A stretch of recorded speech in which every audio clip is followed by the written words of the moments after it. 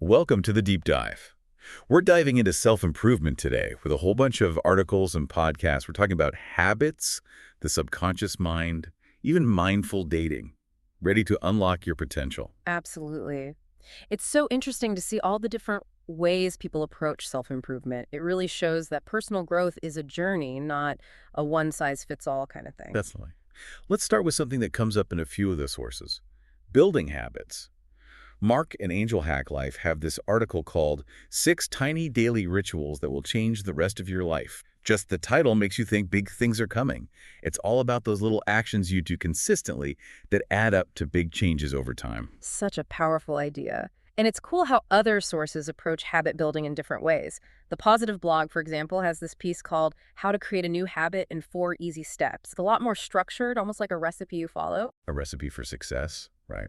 But then they also have an article called Shortcut for Creating Positive Habits. So obviously there's more than one way to create a good habit. Out of these different methods, what stands out to you? I'm really drawn to the science-backed approach in this podcast episode called 348-7, The Scientific Approach to Changing Your Life.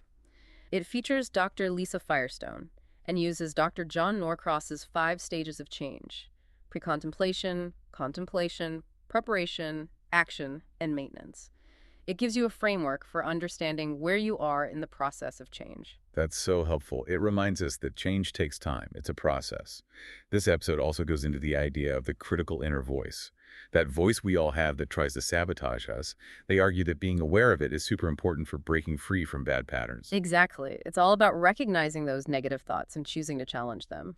So thinking about all these different approaches, which one speaks to you the most? Do you like the small rituals method, the structured process, or the science-based approach? It's a good question. It really makes you think about what works best for each person. Now let's shift gears a bit and talk about how technology can help us grow. Inside Out Mastery has a review of the Goals on Track app. It seems like a great tool for setting and tracking goals, especially in our crazy busy world. Yeah, and in a world where our attention spans are getting shorter, unlock your potential. 3 micro-learning apps you need in 2025 from Addicted to Success suggest that these bite-sized learning platforms might be the key to keep growing and learning new things. It's a really interesting idea, fitting learning into those little bits of free time we have. Speaking of learning, Inside Out Mastery also reviewed Audible, talking about the good and bad sides of it. Some people love how convenient it is, others miss holding a real book. What are your thoughts on that? Do you find yourself more drawn to audiobooks, or do you prefer the feel of a physical book in your hands? I enjoy both. Really, it just depends on what I'm reading and how I'm feeling. I think it's important to remember that there's no one right answer, just different ways to get to the same goal. I totally agree. And that brings us to another tool for personal growth that we see in a few sources: journaling. Inside Out Mastery highlights just how many different journals are out there with their article, 13 Best Daily Guided Journals for Self-Discovery and Personal Growth. It feels like there's a journal out there for literally every person and goal. Absolutely. And it's cool how they connect journaling to setting goals in another piece called 9 Best Goal Planners and Journals to Achieve More. They're basically saying that combining reflection with structured planning can be super powerful. Yeah, it's almost like having a personal coach and therapist rolled into your journal, helping you figure out your goals and work through those inner obstacles. Have you ever tried using a guided journal? What was it like for you? I find them incredibly helpful for reflecting and sorting through my emotions. They give you a framework for exploring your thoughts and feelings, which leads to greater self-awareness. For sure. Okay, so we've talked about habits, technology, and journaling. All great tools. But there are a few more cool concepts in these sources that I think you'll find interesting. I'm all ears. Let's hear them. Let's start with something that might change the way you think about dating. Mind Valley Pulse has a piece called Mindful Dating is the Secret to Finding Your Perfect Match. It's all about bringing mindfulness into the dating world, moving away from a scarcity mindset and toward a mindset of being present and making genuine connections. That's a really interesting concept. It lines up with so much of what we've been talking about already. Self-awareness, intentionality, being present in the moment. You could say that mindful dating is just taking those principles and applying them to relationships. Yeah, it's like shifting your focus from desperately searching for the one to just connecting with people authentically and seeing where it goes. Now, let's talk about something that might blow your mind: the power of the subconscious mind. We've got a review of Joseph Murphy's classic book, The Power of Your Subconscious Mind, from Awesome AJ. Have you explored this idea before? Oh, absolutely. Murphy's book is like a must-read in the self-improvement world. The fascinating part is how he explores the idea that our subconscious minds have a huge impact on our reality, shaping our experiences and even helping us manifest our desires. It's like having a superpower we haven't quite figured out how to use yet. The book not only explains how the subconscious works, but it also gives you techniques to reprogram it so it aligns with your goals. Totally. It takes an open mind and a willingness to explore your own consciousness, but the potential is incredible. Okay, for our last deep dive in this section, we're going to explore something that's both tough and inspiring, turning suffering into strength. The Marginalian has an article called The Stubborn Art of Turning Suffering into Strength, and it features letters that Václav Havel wrote from prison. It's a powerful reminder that even when we go through difficult times, those experiences can help us grow and transform. They quote Oscar Wilde, who said, "I have got to make everything that has happened to me good for me. There is not a single degradation of the body which I must not try and make into a spiritualizing of the soul. It's about finding purpose and meaning, even when things are hard." How do you think this idea applies to our everyday lives? It's a good reminder that challenges and setbacks are a part of life for all of us, but how we react to those tough times is what defines us. It's about finding the inner strength to overcome our circumstances and use them as opportunities for growth. So much of self-improvement is about shifting our perspective, isn't it? We've covered a lot of ground here, from tiny habits to these powerful subconscious beliefs.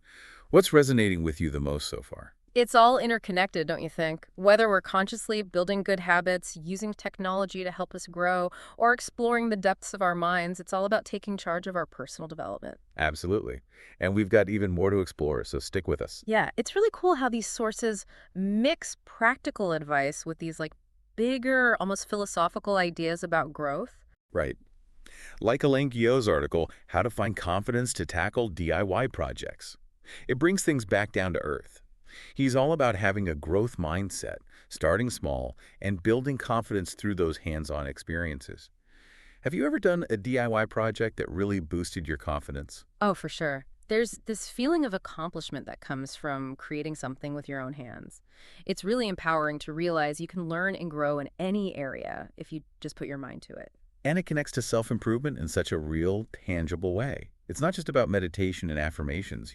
It's about learning practical skills, too. Elaine Guillou also talks about the business world a bit, sharing insights on how to boost your reputation.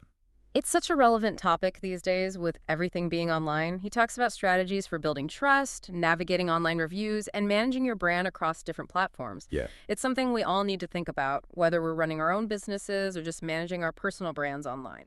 definitely. It's all about taking control of how you're seen online and making sure you have a positive reputation. Okay, sticking with the business theme, Guillaume also explores whether outdoor advertising still matters in today's digital world. What's interesting is that he doesn't see it as one or the other. He's all for using both online and offline strategies together to reach your target audience more effectively. It's about understanding the strengths of each approach and using them strategically. Let's switch gears now and talk about a topic that's more about inner work. Affirmations. Unfinished Success has 201 affirmations for trusting yourself. It's a bunch of positive statements that are supposed to help rewire those subconscious beliefs we have. What do you think about affirmations? Have you found them helpful in your own life?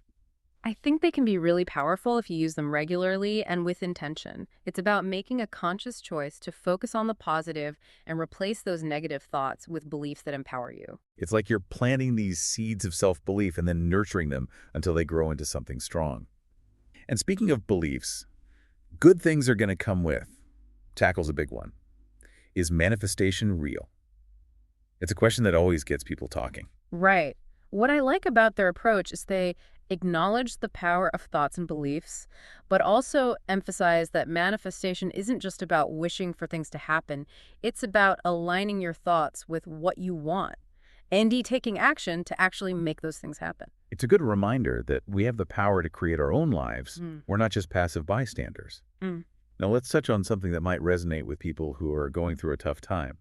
Good things are going to come. Also has a piece called My Parents Are Getting Divorced. Now What? Yeah, it's a really compassionate guide. It acknowledges all the complex emotions that come with divorce and gives practical advice on how to navigate that transition. It's a reminder that even when things are hard, there's support available and a way to heal and move forward. Speaking of navigating tough emotions, Raptitude.com asks this really thought-provoking question. What's taking up your mental bandwidth right now? It's a prompt to get us thinking about where our attention is going and how that's affecting our mental and emotional state. It's so true. It's easy to get swept away by all of the thoughts and worries we have. This article reminds us that we have the power to choose what we focus on and to create a more positive and productive mental space. It's like we were saying earlier, it's about being the CEO of your own mind. Now let's dive into Mind Body Green. They have a whole bunch of articles with practical tips and insights on all sorts of wellness topics. Sounds interesting. What kinds of things do they cover? They have everything, Mm. from advice on how to deal with oily hair roots to this fascinating concept called biromanticism, which is about the difference between romantic orientation and sexual orientation. Oh, wow. It's a reminder that human connection and attraction are complex and go beyond simple labels. Exactly. They also talk about the benefits of using rosehip oil for hair care. They have tips on entertaining kids who are stuck inside, and they even highlight a breakfast food that might help lower the risk of Alzheimer's. It's a good reminder that even small changes to our routines can make a big difference for our health and well-being in the long run. Totally. They also explore the concept of skin fasting, which is basically taking a break from using skincare products so your skin can reset. It makes you wonder, are we sometimes too obsessed with skincare? Maybe we need to find a better balance and listen to what our skin is telling us. They also talk about the good and bad sides of corn, reminding us to look at things from all angles when it comes to nutrition. It's all about making smart choices and realizing that no single food is inherently good or bad. They explore why love can fade in long-term relationships and give insights on how to keep things exciting through communication, effort, and making an effort to connect. It's a good reminder that love needs constant attention and care, even in relationships that have been going on for a long time. They offer practical advice on easy product swaps you can make to help balance your hormones, showing how even little changes in our environment can affect our health. It's about being more aware of the things we use every day and making choices that support our well-being. They give tips on how to take care of your skin in your 30s so it'll still be firm and healthy when you're in your 60s. It's all about taking care of yourself now so you can age gracefully. You're never too young to start thinking about your future health and well-being. They highlight how important it is to get enough sleep for better thinking and memory, reminding us that sleep isn't a luxury, it's a necessity. Absolutely. We need to prioritize rest and acknowledge that it's essential for both our bodies and our minds to function at their best. They debunk some myths about menopause and weight gain, which is empowering for women going through that natural transition. It's so important to have accurate information and to challenge harmful stereotypes that can negatively impact women's experiences. They share a delicious recipe for a soup that's supposed to give you glowing skin. It's a fun reminder that food can be both good for you and make you look great. Right. What we put into our bodies really shows up on the outside. They talk about the connection between the gut and the brain, emphasizing how important gut health is for our overall well-being. It's a fairly new area of research, but it's so fascinating to see how interconnected our bodies are. Definitely. They also shed light on a concerning issue: chemicals and additives in school lunches. They're advocating for healthier food choices for kids. Yeah, it's crucial that we protect the health of future generations and make sure they have access to good, nutritious food. And finally, they have a whole bunch of articles about astrology, like the most judgmental zodiac signs, the old souls of the zodiac, and how compatible different signs are. It's a fun and interesting way to think about different personality traits and the dynamics of relationships. It's all about understanding ourselves and others better and appreciating the diversity of human experience. Wow, we covered a lot in this section, from practical tips to some pretty deep thoughts. Yeah, it's been a whirlwind of information, but it just shows how diverse and wide-ranging the world of self-improvement is. There really is something for everyone out there, no matter what your interests or goals are. Exactly. And before we wrap things up, we have one final source to explore that has a really unique take on personal growth. So stay tuned.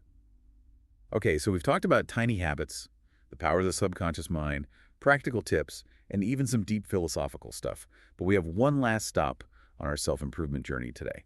I'm excited to see where we end up. What's this last source about? This one's pretty unique. It's an article from the Marginalian called "What is Original?" It's all about, well, originality and the courage to create. It explores the idea that being truly original isn't about fitting in or trying to please everyone else. It's about tapping into your true self and expressing your own unique perspective. That's a powerful message, especially these days when we're constantly told how we should look, think, and act. You got it. The article says that originality isn't about being perfect or flawless. It's about embracing those imperfections and letting your true self shine through. It challenges us to let go of the fear of being judged and to create from a place of authenticity and vulnerability. That's where true innovation and growth come from, don't you think? When we're not afraid to be ourselves and share our unique gifts with the world. Absolutely. This piece ties in with so much of what we've been talking about today, whether it's building new habits, using technology in a positive way, or exploring our own minds. It's all about becoming more conscious, intentional, and authentic versions of ourselves. It's all about embracing that journey of self-discovery and understanding that personal growth is a process, not an end goal. So true. As we wrap up this deep dive into the world of self-improvement, what are some key takeaways for you? What insights or practices are you most excited to explore further? For me, it's about remembering that self-improvement is different for everyone.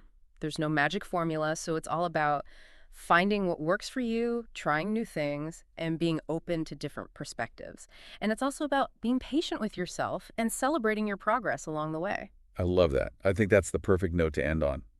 Self-improvement isn't about chasing perfection. It's about enjoying the journey of becoming the best versions of ourselves. It's a journey with ups and downs, challenges and victories, but it's a journey worth taking. Thanks for joining us on this deep dive into self-improvement. Until next time, keep learning, keep growing, and keep embracing the adventure of becoming your most authentic self.